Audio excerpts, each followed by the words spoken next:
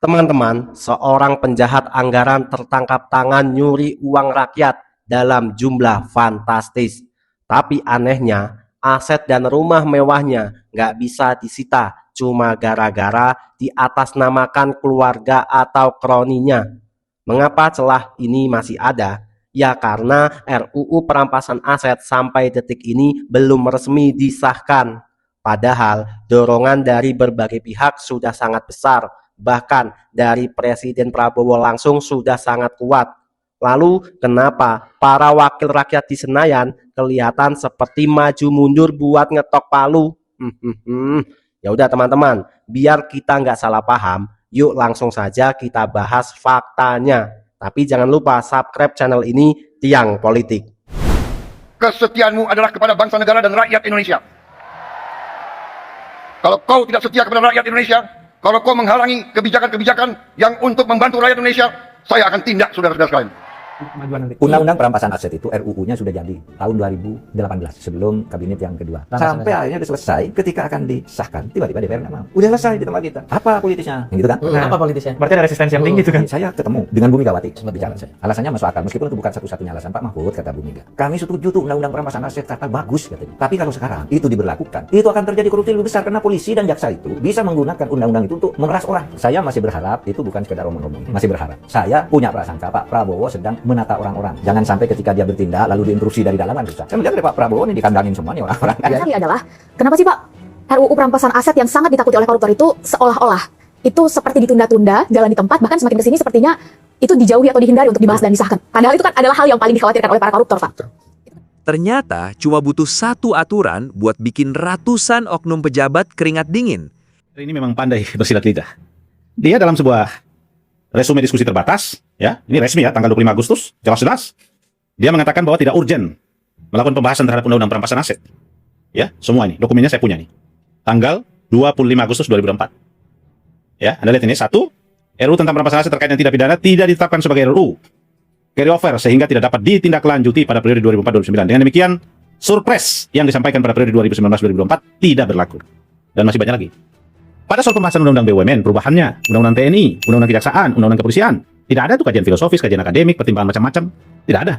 Giliran urusan perampasan aset diundangkan, dan ini adalah pidato presiden di hari May Day. Saya mendukung undang-undang perampasan aset, saya mendukung. Salut buat ketegasan pimpinan negara yang berani pasang badan dan desak RUU perampasan aset ini sampai tuntas. Tapi pertanyaannya, kenapa di Senayan mendadak banyak yang sakit perut dan minta ditunda-tunda? Apa ada yang takut hartanya dihitung ulang? Tonton video ini sampai habis dan tulis pendapat kalian di kolom komentar sebelum kita bongkar. Kita tidak mau toleransi kepada mereka yang dipercaya oleh rakyat, yang digaji oleh rakyat, tapi melaksanakan kebijakan-kebijakan dan tindakan-tindakan yang merugikan rakyat. Apalagi mencuri uang rakyat. Kita tidak toleransi. Saya tidak toleransi. Sebagai presiden yang dipercaya rakyat, saya tidak akan lakukan. Sebelum kita bicara lebih dalam, tolong klik tombol like, subscribe, dan bagikan video ini ke grup-grup kalian. Mari kita rapatkan barisan dan tunjukkan persatuan gerakan rakyat untuk menyuarakan keadilan demi menolak segala bentuk praktik korupsi yang merugikan kita semua. Coba tulis di kolom komentar, dari kota atau daerah mana kalian menonton video ini. Mari kita buktikan di kolom komentar bahwa kita adalah rakyat yang cerdas, kritis, dan peduli pada masa depan bangsa. Sebagai catatan, video ini hadir murni sebagai wadah bagi kita, rakyat kecil, untuk bersuara secara konstruktif dan sama sekali tidak bertujuan untuk memojokkan atau menyudutkan pihak manapun. Kalau RUU perampasan aset ini sah, tidak ada lagi koruptor yang bisa senyum manis menikmati harta curiannya. Semua aset haram mereka akan dirampas untuk kemakmuran rakyat. Mari kita kawal bersama-sama. Silakan ketik dukungan kalian di kolom komentar. Makin ramai suara kita, makin gemetar mereka yang mencoba menghambat aturan ini. Teman-teman, mari kita kawal bersama-sama. Setiap kali membicarakan soal pemberantasan korupsi, satu pertanyaan yang selalu muncul di benak masyarakat adalah mengapa penindakan yang ada selama ini rasanya belum membuat para pelaku jera? Jawabannya sederhana. Selama ini, sebagian besar hukuman hanya berfokus pada kurungan penjara. Namun, begitu masa tahanan selesai, potensi menikmati hasil kejahatan masih ada. Disinilah rancangan undang-undang perampasan aset hadir sebagai pengubah aturan main yang sangat krusial. Secara garis besar, aturan ini bekerja dengan prinsip yang sangat mendasar, yaitu memisahkan pelaku dari kekayaan yang tidak sah. Konsep utamanya menggunakan mekanisme yang dikenal sebagai pembuktian terbalik. Dalam sistem hukum biasa, penegak hukum harus bekerja keras membuktikan dari mana uang hasil kejahatan itu berasal. Namun, melalui aturan perampasan aset, beban pembuktian itu berbalik kepada para pemilik aset, khususnya mereka yang memang memangku jabatan publik atau memegang anggaran negara. Bayangkan situasinya seperti ini. Seorang pejabat publik memiliki penghasilan atau gaji resmi sebesar puluhan juta rupiah per bulan. Namun dalam laporan kekayaannya, aset yang dimiliki mencapai ratusan miliar rupiah, mulai dari puluhan rumah mewah, kendaraan mahal, hingga simpanan di berbagai rekening. Melalui aturan ini, pejabat tersebut wajib menjelaskan serta membuktikan secara transparan dan legal dari mana seluruh aset fantastis itu didapatkan. Jika pejabat bersangkutan mampu membuktikan bahwa harta tersebut diperoleh dari bisnis yang sah, warisan atau hasil kerja keras yang jujur, maka asetnya aman dan tidak akan diganggu-gugat. Sebaliknya, jika asal-usul kekayaan tersebut kabur, tidak masuk akal atau tidak bisa dibuktikan legalitasnya, maka negara berhak menyita seluruh aset tersebut melalui mekanisme pengadilan. Harta yang disita tidak hilang begitu saja, melainkan dikembalikan sepenuhnya ke kas negara untuk dipergunakan kembali demi kepentingan publik, seperti pembangunan sekolah, perbaikan jalan, hingga peningkatan fasilitas kesehatan rakyat. Logikanya sangat masuk akal bagi orang awam. Kalau memang bekerja dengan jujur dan tidak mengambil hak rakyat, untuk apa takut pada aturan pembuktian harta? Justru aturan ini menjadi perlindungan bagi para pejabat yang benar-benar bersih agar nama baik mereka terlindungi dari tuduhan tanpa dasar. Inilah alasan mengapa wacana perampasan aset ini menjadi tolok ukur utama dalam melihat ketegasan penegakan hukum dan keadilan ekonomi bagi seluruh rakyat Indonesia. Sebagai warga negara yang baik, kita harus percaya kalau para dewan sedang bekerja tulus merancang RUU perampasan aset koruptor ini. Kan mereka wakil rakyat yang bijak, teman-teman. Tapi kok aneh ya, kalau urusan tunjangan cepet banget ngetok palunya, giliran aturan pemiskinan koruptor kok lama banget mikirnya. Coba kasih paham di kolom komentar, menurut kalian mereka itu beneran kerja tulus atau cuma main sandiwara? Jika kita mencermati perjalanan pembentukan undang-undang di lembaga legislatif, ada satu fenomena menarik yang sangat sering menjadi bahan perbincangan publik. Perbedaan kecepatan dalam memproses sebuah kebijakan. Ketika wacana mengenai rancangan undang-undang, RUU, perampasan aset ini dibawa ke meja pembahasan di parlemen, masyarakat disuguhkan oleh dinamika politik yang begitu kompleks, riuh, dan penuh dengan tanda tanya. Di satu sisi, dorongan dari masyarakat, kalangan akademisi, aktivis, hingga jajaran pimpinan eksekutif sudah disampaikan secara berulang kali. Suara dari jalanan hingga ruang diskusi publik secara konsisten meminta agar aturan ini segera disahkan menjadi hukum positif. Namun di sisi lain, proses yang terjadi di gedung Dewan justru tampak bergerak dalam ritme yang sangat lambat dan berbelit-belit. Mengapa situasi seperti ini bisa terjadi? Apa yang sebenarnya membuat sebuah aturan yang bertujuan baik demi pemberantasan korupsi ini begitu sulit untuk diketuk palunya? Untuk memahami situasi ini secara sederhana tanpa perlu berbelit-belit dengan istilah hukum yang rumit, kita harus melihat bagaimana peta sikap dan perhitungan politik yang terjadi di balik layar Senayan. Pertama, ada kelompok partai politik yang secara terbuka menyatakan dukungan mereka terhadap pengesahan aturan ini. Mereka mengagendakan dukungan tersebut sebagai bentuk komitmen terhadap agenda reformasi dan pemberantasan korupsi. Bagi kelompok ini, menyetujui aturan pembuktian harta kekayaan adalah langkah yang dapat meningkatkan citra positif di mata konstituen, terutama menjelang momentum-momentum politik penting. Pilihan untuk mendukung secara terang-terangan memberikan sinyal kepada publik bahwa mereka berada di barisan yang pro-rakyat. Namun, tidak semua pihak mengambil posisi yang tegas. Ada pula kelompok yang memilih sikap abu-abu atau cenderung menahan diri. Sikap ini diwujudkan dengan berbagai alasan administratif dan teknis. Mereka seringkali beralasan bahwa sebuah rancangan undang-undang yang krusial membutuhkan kajian yang mendalam, kehati-hatian yang ekstra, serta penyelarasan dengan berbagai aturan hukum lainnya yang sudah ada agar tidak menimbulkan tumpang tindih di kemudian hari. Argumen ini secara teori tentu terdengar sangat ideal dan profesional. Tetapi di mata masyarakat awam, Penjelasan yang berputar-putar ini sering dipahami sebagai bentuk upaya mengulur waktu. Selain kelompok yang terang-terangan mendukung dan yang berhati-hati, ada pula pihak-pihak yang memilih untuk tidak banyak bersuara atau diam. Dalam konteks dinamika politik, sikap diam bukan berarti netral. Bagi masyarakat yang mengamati, pilihan untuk diam kerap dipersepsikan sebagai bentuk keraguan atau bahkan ketakutan.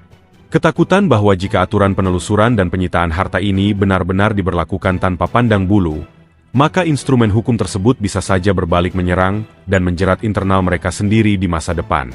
Perbedaan sikap antar fraksi inilah yang menciptakan kondisi yang kita kenal sebagai politik tarik ulur.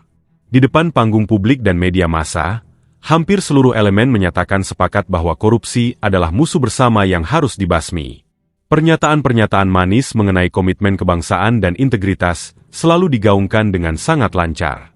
Namun begitu memasuki ruang rapat dan proses pembentukan pasal demi pasal, energi dan semangat tersebut seolah meredup. Masyarakat awam yang menyaksikan fenomena ini tentu merasakan adanya ketimpangan yang sangat nyata, terutama jika dibandingkan dengan proses pengesahan kebijakan-kebijakan lainnya. Kita tentu pernah melihat bagaimana beberapa rancangan aturan tertentu, khususnya yang berkaitan dengan penyesuaian anggaran, hak-hak operasional, atau regulasi internal, dapat diselesaikan dan disahkan dalam waktu yang relatif singkat. Ketika ada kepentingan yang sejalan di antara para pembuat kebijakan, proses birokrasi yang rumit mendadak bisa berjalan dengan sangat lancar, responsif, dan serba cepat. Sebaliknya, begitu topik pembahasan bergeser ke RUU perampasan aset yang berpotensi membatasi, mengawasi, dan mengaudit kekayaan para pejabat, ritme kerja yang cepat itu mendadak hilang. Yang tersisa hanyalah deretan agenda rapat yang ditunda, pembentukan panitia kerja yang tak kunjung selesai, serta alasan-alasan teknis yang terus diulang dari tahun ke tahun. Kondisi inilah yang memicu kejenuhan dan kekecewaan di tengah masyarakat luas. Publik mulai mempertanyakan skala prioritas dari para wakil rakyat yang duduk di parlemen. Apakah kepentingan untuk melindungi keuangan negara dari kebocoran korupsi tidak lebih penting daripada agenda-agenda internal dewan? Jika sebuah aturan secara jelas membawa manfaat besar bagi pengembalian aset negara yang dicuri, lantas atas dasar pertimbangan apa prosesnya ditahan sedemikian rupa? Logika sederhana orang awam membaca situasi ini dengan sangat jernih. Pihak yang bekerja dengan jujur, transparan, dan tidak memiliki simpanan rahasia yang melanggar hukum, seharusnya menjadi pihak yang paling antusias menyambut kehadiran RUU perampasan aset. Sebaliknya, penundaan yang berlarut-larut hanya akan memperkuat prasangka publik bahwa ada begitu banyak hal yang sedang diusahakan untuk dilindungi di balik pintu-pintu rapat yang tertutup. Dinamika dan drama tarik ulur yang terjadi di Senayan ini, pada akhirnya menjadi ujian terbuka bagi seluruh partai politik dan pembuat kebijakan. Masyarakat kini semakin kritis dan tidak lagi mudah terbuai oleh janji-janji manis di media sosial atau panggung kampanye. Setiap penundaan, setiap alasan, dan setiap langkah politik yang diambil oleh para pejabat kini dicatat dengan cermat oleh publik sebagai tolok ukur kesungguhan mereka dalam membela kepentingan rakyat kecil. Ketika kita menyaksikan kerumitan proses hukum dan pertimbangan politik di tingkat atas, sangat mudah bagi masyarakat biasa untuk merasa acuh tak acuh, atau menganggap bahwa perdebatan mengenai sebuah rancangan undang-undang tidak ada hubungannya dengan kehidupan sehari-hari. Padahal, jika kita mau melihat lebih dekat dan berpikir secara jernih, dampak dari ada atau tidaknya aturan seperti rancangan undang-undang perampasan aset ini sangat menentukan kualitas hidup rakyat kecil secara langsung. Praktik korupsi dan penyalahgunaan anggaran negara bukanlah sekadar angka-angka rupiah yang hilang dari laporan keuangan pemerintah. Setiap rupiah yang diselewengkan oleh oknum yang tidak bertanggung jawab adalah hak-hak dasar rakyat yang terampas secara perlahan. Ketika anggaran untuk fasilitas publik dipotong atau dikorupsi, dampaknya langsung dirasakan di lapangan. Jalan-jalan desa yang rusak tak kunjung diperbaiki, fasilitas sekolah yang tidak memadai, layanan kesehatan di puskesmas yang terbatas, hingga bantuan sosial yang tidak tepat sasaran. Oleh karena itu, perjuangan untuk mendorong pengesahan aturan penindakan harta yang tidak sah ini bukan lagi sekadar wacana hukum milik para ahli di kampus atau politisi di Senayan. Ini adalah perjuangan bersama seluruh elemen masyarakat demi mengembalikan hak-hak publik yang selama ini terabaikan. Dalam sebuah sistem demokrasi, masyarakat seringkali diposisikan hanya sebagai penonton yang menyaksikan jalannya pemerintahan dari jauh. Namun, kenyataannya kekuatan tertinggi sebenarnya berada di tangan rakyat itu sendiri. Ketika masyarakat mulai sadar, bersatu, dan secara konsisten mengawal isu-isu krusial seperti pemberantasan korupsi, suara-suara tersebut akan membentuk sebuah arus kontrol sosial yang sangat kuat dan tidak bisa diabaikan begitu saja oleh para pembuat kebijakan. Gerakan kesadaran ini tidak selalu harus diartikan sebagai tindakan yang anarkis atau merusak. Justru, bentuk persatuan rakyat yang paling efektif adalah melalui pendidikan politik yang cerdas, diskusi-diskusi kritis yang membangun, serta pengawasan publik yang tajam melalui berbagai media. Saat ini, keterbukaan informasi dan kemajuan teknologi memberikan ruang yang sangat luas bagi siapa saja untuk ikut bersuara, menyampaikan aspirasi, dan menuntut transparansi dari para pejabat publik. Gelombang aspirasi dari masyarakat, mulai dari mahasiswa, kalangan buruh, akademisi, hingga masyarakat awam di berbagai daerah, pada dasarnya menyuarakan satu pesan yang sangat jelas. Rakyat sudah jenuh dengan retorika dan janji-janji manis. Rakyat menginginkan langkah konkret yang membuktikan bahwa hukum di negeri ini benar-benar ditegakkan secara adil, tanpa pandang bulu, dan tanpa memberikan celah perlindungan bagi siapapun yang melanggar kepercayaan publik. Salah satu momen paling krusial di mana suara dan pilihan rakyat memiliki dampak yang sangat nyata adalah pada saat proses demokrasi pemilu. Di bilik suara, setiap warga negara, lepas dari latar belakang sosial maupun ekonominya, memiliki hak yang setara. Suara seorang rakyat kecil memiliki bobot yang persis sama dengan suara para pejabat tinggi. Di sanalah masyarakat memiliki kesempatan penuh untuk menentukan arah perjalanan bangsa dan menilai rekam jejak dari para wakilnya. Masyarakat yang cerdas dan kritis akan selalu ingat dan mencatat bagaimana sikap serta tindakan nyata dari para calon pemimpin maupun partai politik saat berhadapan dengan isu-isu penting seperti RUU perampasan aset ini. Apakah mereka berada di barisan yang secara sungguh-sungguh memperjuangkan pengembalian aset negara? Ataukah mereka justru menjadi bagian dari pihak yang memperlambat dan menghambat proses tersebut demi kepentingan kelompok tertentu? Rekam jejak dan tindakan nyata inilah yang menjadi tolok ukur utama. Bukan sekadar kata-kata indah yang diucapkan saat masa kampanye tiba. Jika masyarakat mampu bersatu untuk lebih selektif dan tidak mudah terbuai oleh janji-janji singkat, maka para pembuat kebijakan akan berpikir berulang kali sebelum mengabaikan aspirasi publik. Penting juga untuk selalu diingat bahwa seluruh anggaran negara, gaji para pejabat, hingga fasilitas gedung-gedung pemerintahan pada dasarnya dibiayai dari uang rakyat melalui pajak yang dibayarkan setiap hari. Mulai dari pajak saat membeli barang kebutuhan pokok, hingga pajak penghasilan yang dipotong dari hasil kerja keras harian. Maka dari itu, sangatlah wajar dan sudah menjadi hak sepenuhnya bagi rakyat untuk menuntut agar uang tersebut dikelola dengan penuh integritas, transparansi, dan kejujuran. Proses mengawal dan mendorong terciptanya aturan penegakan hukum yang bersih memang membutuhkan waktu, kesabaran, dan konsistensi yang tinggi. Namun, selama masyarakat tetap bersatu, terus belajar menjadi publik yang kritis, dan tidak berhenti menyuarakan kebenaran secara santun serta konstruktif, harapan akan masa depan yang lebih adil dan sejahtera akan selalu terbuka lebar.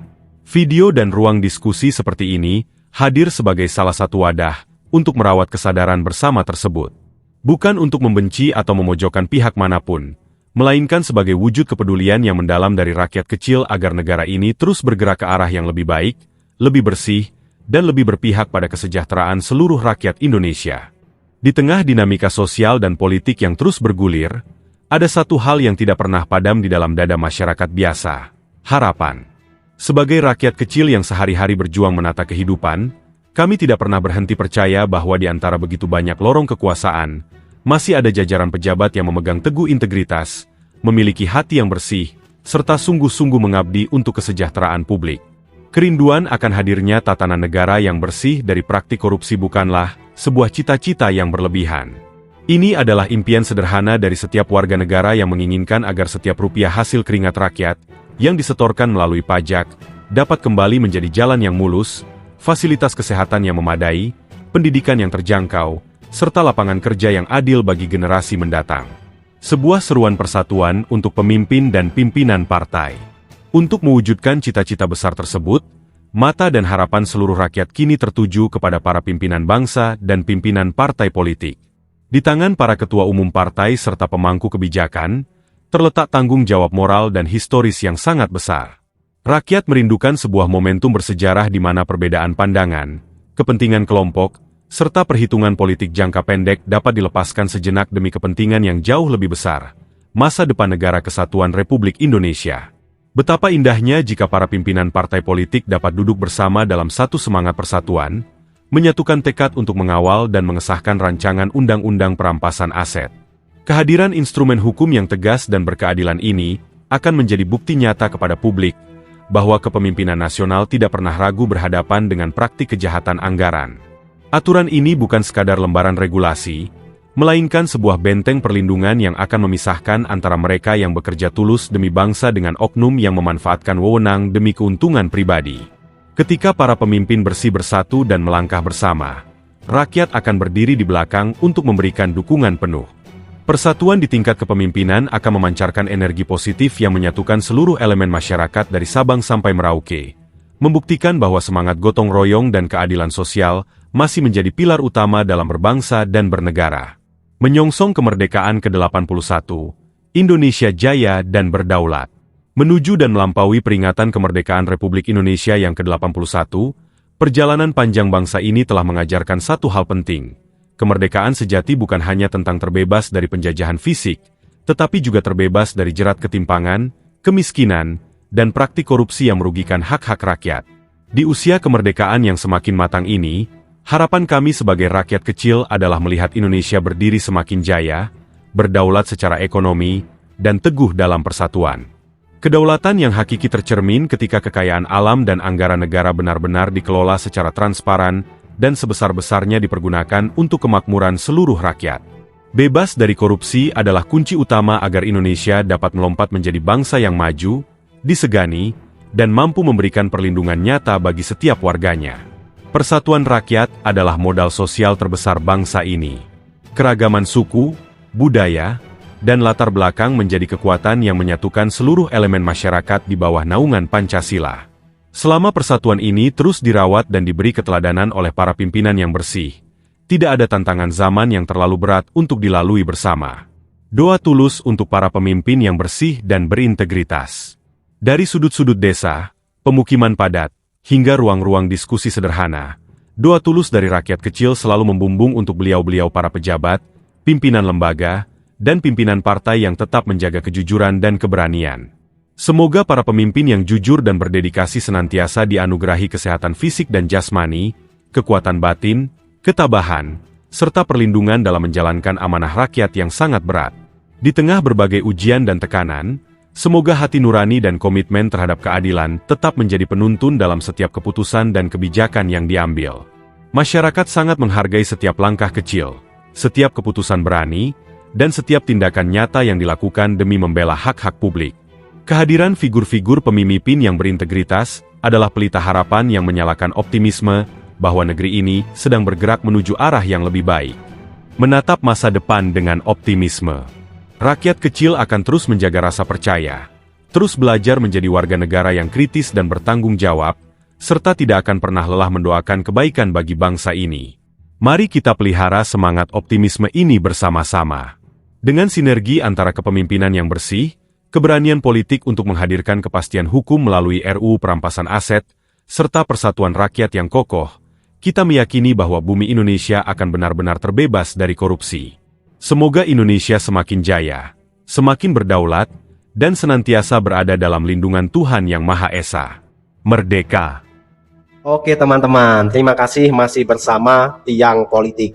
Teman-teman, setelah kita mendengarkan pembahasan tadi, mari kita beropini bersama-sama. Mari kita berdiskusi dengan sehat, dengan akal sehat. Jangan mencaci siapapun. Tunjukkan kepada dunia bahwa penonton channel Tiang Politik adalah penonton yang cerdas, penonton yang budiman.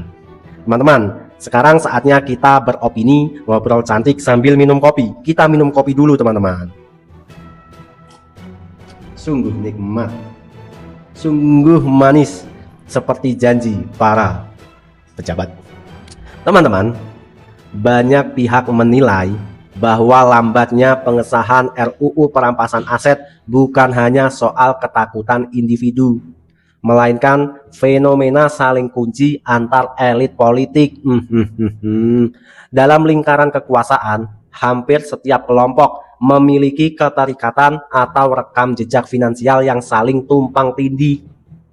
Jika undang-undang ini disahkan dengan mekanisme pembuktian terbalik, kekhawatiran terbesar para elit politik adalah terciptanya efek domino. Satu pengusut kekayaan yang tidak wajar pada satu tokoh bisa berujung pada terbongkarnya aliran dana ke berbagai pihak dan partai lain. Dampaknya muncul kesepakatan tak tertulis untuk saling menahan diri dan mengulur pembahasan demi menjaga stabilitas politik kelompok mereka masing-masing. Kayak gini tau. Teman-teman, perspektif lain yang sering diangkat oleh sejumlah praktisi dan pakar hukum adalah kekhawatiran akan penyalahgunaan wewenang. Dalam negara yang penegakan hukumnya belum sepenuhnya independen, aturan yang sangat kuat seperti perampasan aset dan pembuktian terbalik beresiko dijadikan senjata politik untuk memukul lawan atau mematikan oposisi. Oh, seperti itu. Teman-teman, jika lembaga penegak hukum terseret kepentingan politik, pejabat jujur namun vokal atau pihak oposisi yang kritis bisa saja ditargetkan dengan tuduhan kekayaan yang tidak wajar untuk menghancurkan reputasi mereka. Oleh karena itu, opini yang berkembang di sebagian kalangan hukum menekankan bahwa RUU ini harus dibarengi dengan pengawasan independen yang sangat ketat agar tidak menjadi instrumen pembalasan politik di masa depan. Itu teman-teman. Jadi para dewan kita mencegah adanya masalah hukum di kemudian hari. Para dewan kita ternyata emang hebat, emang jos, mereka berhati-hati demi masa depan bangsa kita. Kita jangan pernah menjelek-jelekan mereka. Mereka sedang bekerja keras untuk kita seluruh rakyat Indonesia. Hidup DPR. Pasti masih ada para dewan yang bersih, yang berintegritas, yang jujur, yang tulus bekerja untuk rakyat. Betul kan teman-teman? Pasti betul. Teman-teman, dari sudut pandang ekonomi publik, korupsi di Indonesia sudah bukan lagi masalah moral semata, melainkan ancaman langsung terhadap keberlangsungan fiskal negara. Ketika anggaran pembangunan terus beralih ke kantong pribadi, beban tersebut pada akhirnya ditanggung oleh rakyat melalui peningkatan pajak, pengurangan subsidi, dan utang negara yang membengkak. Pantesan pajak motor naik. Koruptor. Mekanisme perampasan aset dipandang sebagai solusi paling rasional untuk pemulihan keuangan negara yang selama ini rugi karena dicolong oleh para oknum-oknum. Menjebloskan koruptor ke penjara justru menambah beban biaya operasional negara untuk memberi makan dan merawat mereka di dalam lembaga pemasyarakatan. Tuh teman-teman, kalau memenjarakan koruptor malah nambah beban negara. Lebih baik dirampas asetnya agar uang-uang yang aslinya hak rakyat bisa kembali ke rakyat. Teman-teman, merampas aset haram dan mengembalikannya ke kas negara secara langsung membantu membiayai fasilitas publik tanpa harus membebankan pada pajak baru kepada masyarakat kecil. Lah ini teman-teman. Jadi, ini adalah solusi. Perampasan aset adalah solusi. Nanti koruptornya takut nggak korupsi lagi. Indonesia bisa bebas dari para koruptor. Tapi ya harus dibuat yang baik dan penegak hukumnya harus orang-orang yang berintegritas agar tidak menjadi senjata pemilik kekuasaan untuk menekan para oposisi. Gitu teman-teman. Teman-teman, sebaik apapun wacana RUU perampasan aset, muaranya tetap pada keberanian politik pemegang kekuasaan tertinggi dan konsistensi pengawalan oleh masyarakat. Presiden sebagai kepala negara dan kepala pemerintahan memiliki pengaruh politik yang sangat kuat untuk mendorong partai-partai koalisi di parlemen agar segera menuntaskan pembahasan RUU ini. Tuh, jadi Presiden Prabowo yang sangat geram, yang sangat tegas untuk menindak para koruptor itu memiliki kekuatan yang besar untuk mengajak dan mendorong partai-partai koalisinya di parlemen agar segera menuntaskan pembahasan RUU ini. Jadi para pejabat-pejabat di Senayan itu teman-teman sedang berusaha keras, sedang gaspol. Jadi sabar Sabar teman-teman, sabar melulu.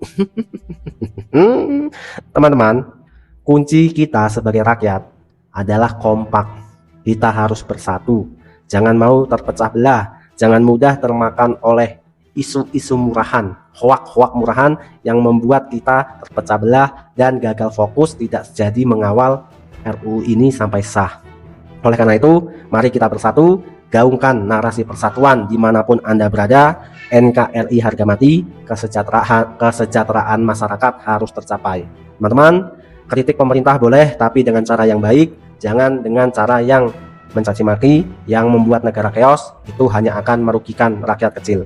Terima kasih telah menyimak. Saya host Tiang Politik, saya Bang Ir, undur diri. Sampai bertemu di video selanjutnya. Merdeka, merdeka, merdeka, dirgahayu Republik Indonesia.